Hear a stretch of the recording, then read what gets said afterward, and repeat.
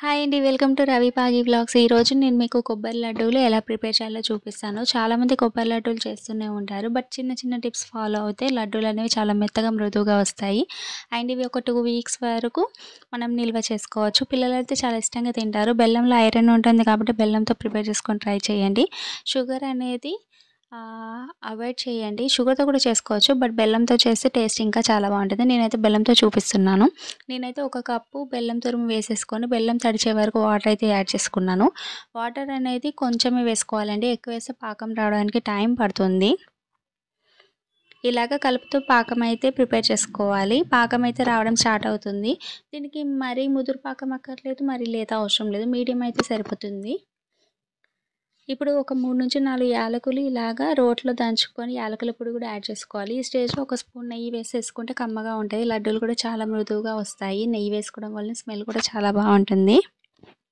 నేనైతే 2 కప్పుల కొబ్బరి తురుముకి 1 కప్పు బెల్లం తీసుకున్నాను. క్వాంటిటీస్ అయితే మీరు అడ్జస్ట్ చేసుకోండి. 2 కప్పులకైతే 1 కప్పు పర్ఫెక్ట్ అండి. చాలా స్వీట్‌గా ఉంటది. లేదు స్వీట్ తక్కువ తినేవాళ్ళు హాఫ్ కప్పు లేకపోతే ముప్పావు కప్పు అన్న బెల్లం వేసుకోండి.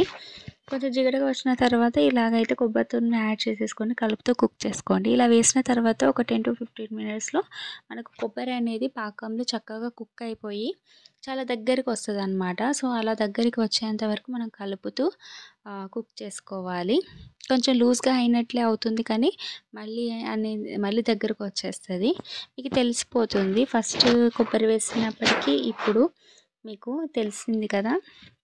దగ్గరికైతే రావడం స్టార్ట్ అయ్యింది. కొంతమంది ఇలా కూడా తినేస్తారండి కొబ్బరి హల్వా లాగా.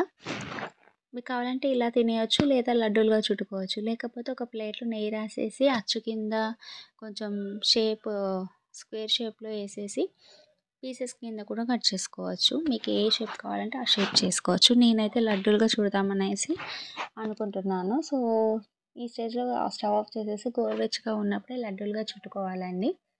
నాకైతే 2 కప్పుల తురుముకి ఒక 10-15 లడ్డూలైతే వచ్చాయి చిన్న సైజ్‌వి. ఇవైతే ఒక 2 వీక్స్ వరకు నిల్వ ఉంటాయి కాబట్టి చక్కగా చేసేసుకోండి. ఎప్పుడైనా ఇంట్లో కొబ్బరి ఉంటే ఇలాగ స్వీట్ అయితే ప్రిపేర్ చేసుకోండి. పిల్లలు, పెద్దలు ఇష్టంగా తింటారు. వీడియో నచ్చితే కనుక లైక్ చేయండి, షేర్ చేయండి, సబ్స్క్రైబ్ చేసుకోండి.